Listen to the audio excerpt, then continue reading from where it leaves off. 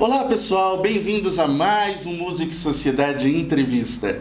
Hoje a gente tem a grande honra de entrevistar a grande regente Mônica Giardini e o coordenador da Banda Sinfônica Paulista, Rogério Trajano.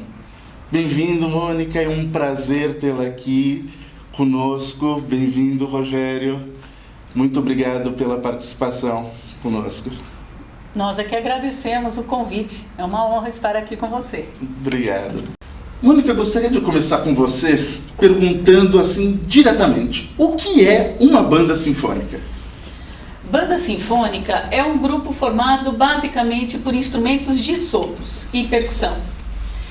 A banda existe de diversas maneiras, de diversos modos atualmente. Então, como você me perguntou exatamente de banda sinfônica, ela é constituída por todos os naipes de sopros, inclusive saxofones, que não pertencem à orquestra, e mais a percussão, e que pode ter o contrabaixo acústico, assim como o violoncelo em algumas bandas, por exemplo, na Holanda, Argentina e Bélgica. Entendi. Então é interessante você ter falado dessa questão banda sinfônica, essa separação. Então explica um pouquinho pra gente também essa separação banda sinfônica. Banda pode ter, hoje em dia, além de banda de conjunto de rock, que também fala assim, eu toco na banda de heavy metal, assim como uma banda escolar, constituída ou de fanfarras, ou de banda marcial, que é só metais, uma banda musical, que não tem oboé, fagote, né, esse instrumento característico mais sinfônico. E a banda, dizer que banda sinfônica é profissional e as outras não, isso é errado, porque você tem bandas marciais profissionais na Bélgica e em diversos lugares que são maravilhosas, e tem bandas sinfônicas que também não têm um nível profissional ou são amadores de alto nível.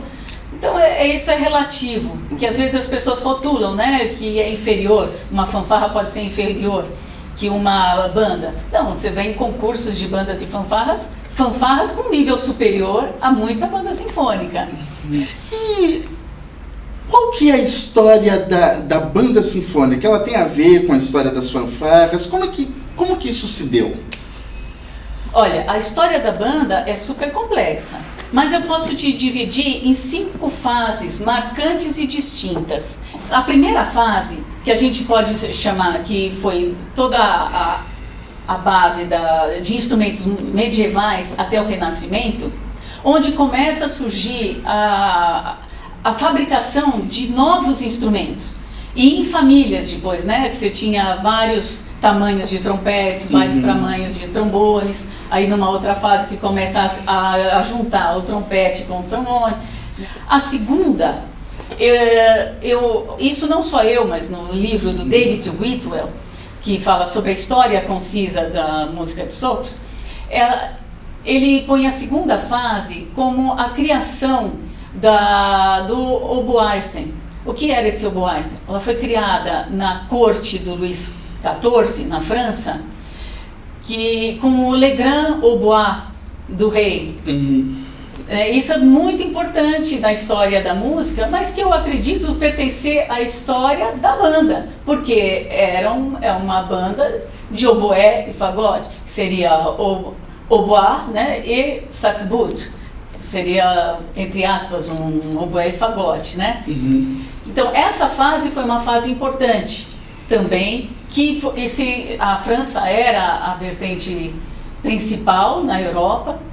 Aí passando para a terceira fase, que foi a criação do Harmonie Musik, que também tem uma história enorme, que algum dia a gente pode falar só sobre o Harmonie Musik, que foi esse oboísten, que era o oboé fagote, acrescentando as trompas.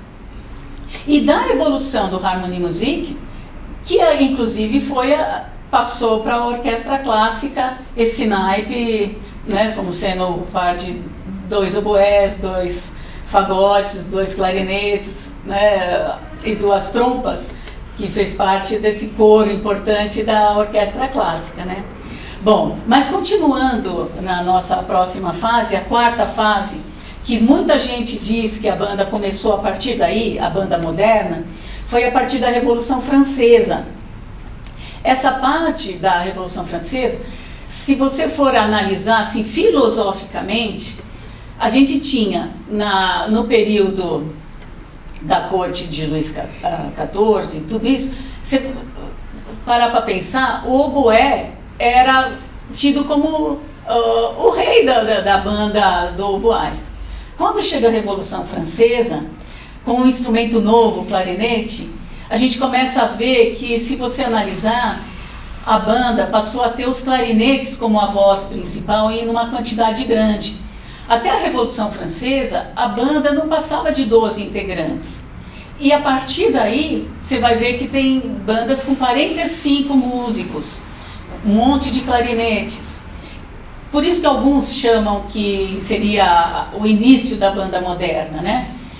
E, voltando na parte filosófica, quem seriam esses clarinetes? Em grande quantidade, a voz do povo. Então, saindo dessa Revolução Francesa, que foi onde começou a ter uma banda com maior número de integrantes, eu vejo a principal fase foi na década de 1950, que grandes compositores começaram a escrever para essa formação.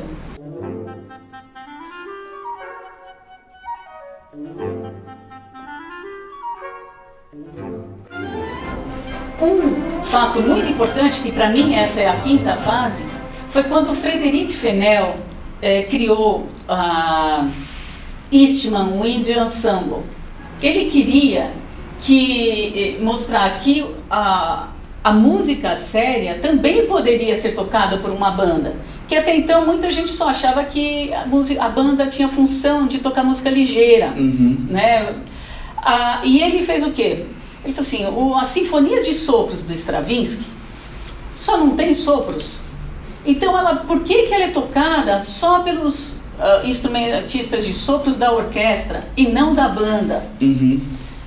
No começo, ele teve uma certa dificuldade em pôr essa ideia para frente, porque achavam que ele estava usando uma outra área onde não deveria.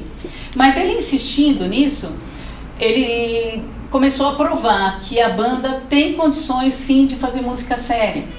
E começou a partir daí a ter essa inovação de compositores escrevendo, vendo com outros olhos a banda sinfônica. Cito também que desde 1950 também teve fases diferentes, que a primeira foi realmente essa de inovar, de que ela pode tocar um Stravinsky.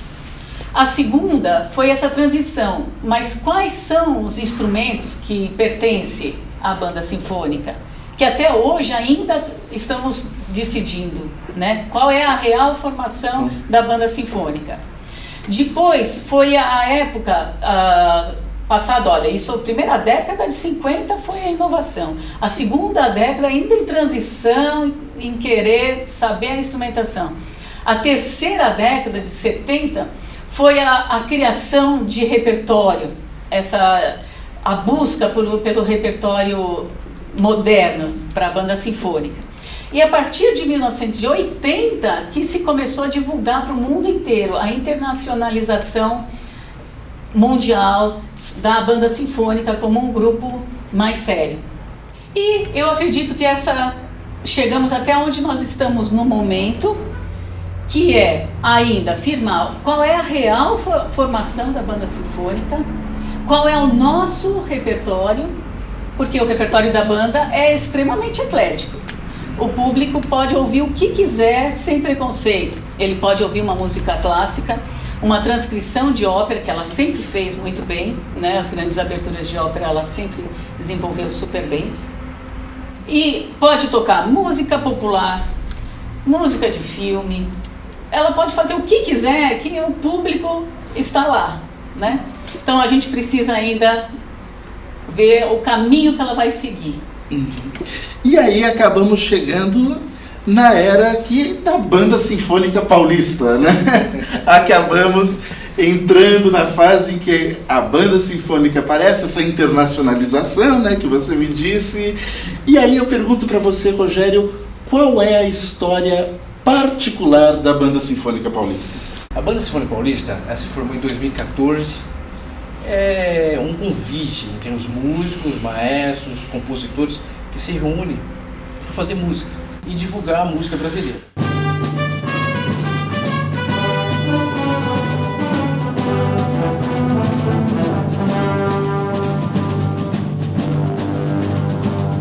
A estrutura hoje da Banda Sinfônica Paulista é formada por voluntários, diretor artístico, aí tem o departamento que é a diretora musical, que é a Mônica Giardini, e tem o departamento de publicidade, e tem o instituto, que eles formamos, que é o Instituto BSP Cultura. Definimos um repertório próprio, inédito, né? São músicas de compositores brasileiros, né?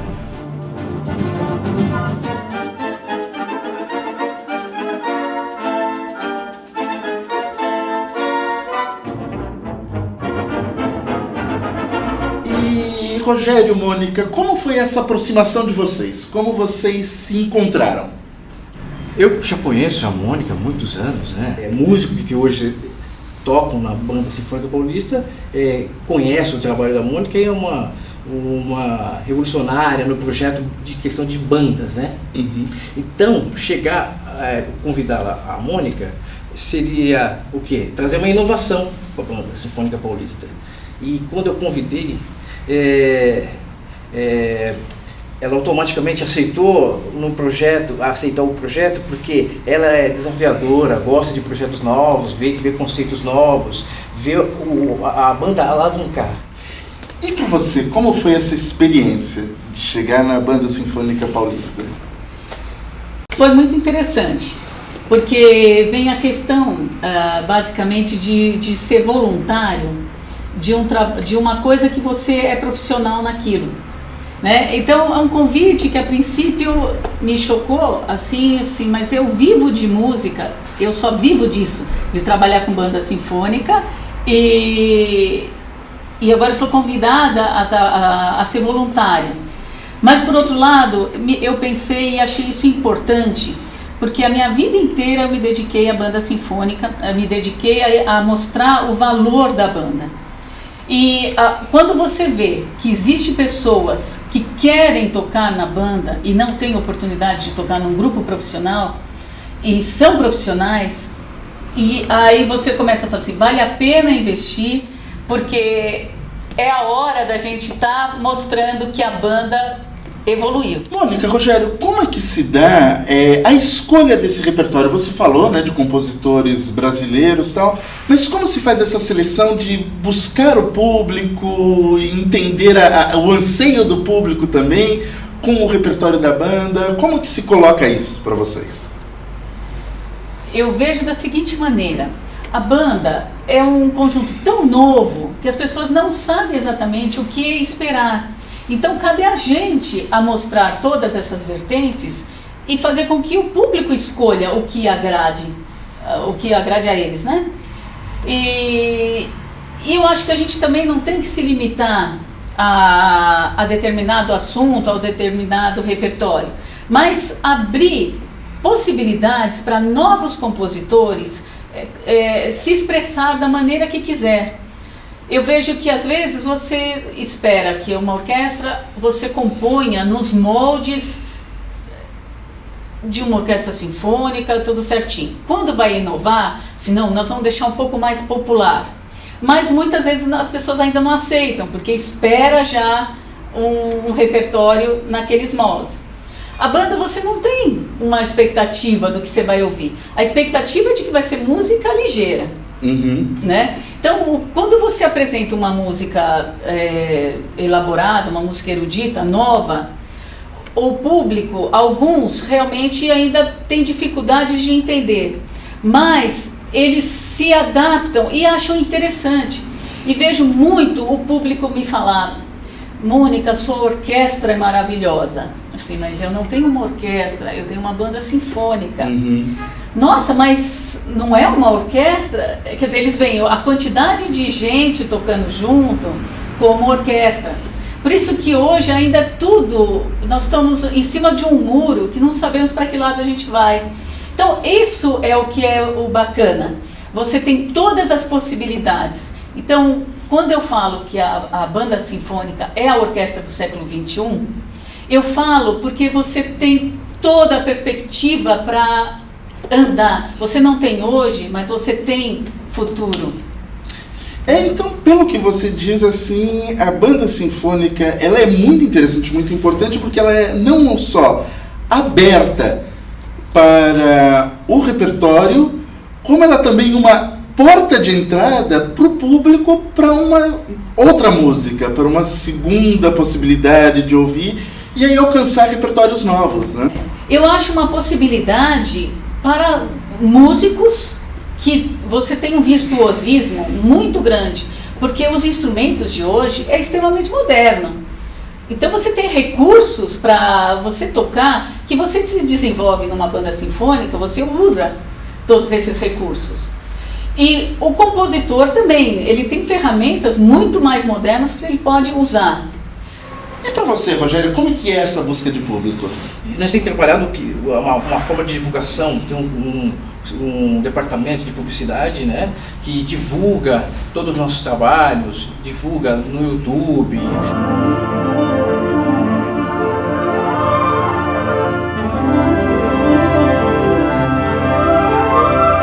Projeto Música na Biblioteca também. Fala um pouquinho disso. Na verdade é o seguinte, o Memorial sempre foi a minha casa de concerto da Banda Sinfônica Jovem do Estado de São Paulo. Meu principal trabalho há 25 anos. E o Memorial me convidou para realizar uma nova programação de música erudita no auditório da biblioteca. Eu realizei todo esse trabalho de chamar músicos, selecionar grupos bem ecléticos, bem representativos, tanto na área de cordas, de sopros ou de música étnica. E como a gente pode escutar então a Banda Jovem Sinfônica? Quando que a gente pode escutar? Bom, a Banda Sinfônica Jovem, ela, depois que pegou fogo o auditório do Memorial, ela tem tocado ou na Sala São Paulo, ou no MASP, ou no interior. A gente não está tendo uma casa própria, por enquanto. Então, vocês vão ter que aguardar a divulgação ou na internet ou em algum meio de comunicação para saber onde a gente vai estar. Né? Mas o Música no Memorial, na biblioteca do Memorial, são todas as terças-feiras, às 7h, às 19 horas, na biblioteca do Memorial da América Latina. Nós vamos estar lá sempre, tá? Pode ir. Tá certo.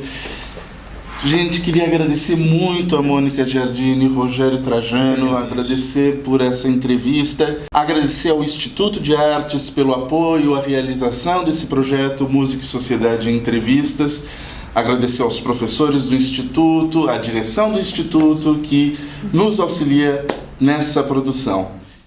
Então é isso, contamos com vocês nos próximos vídeos. Até mais!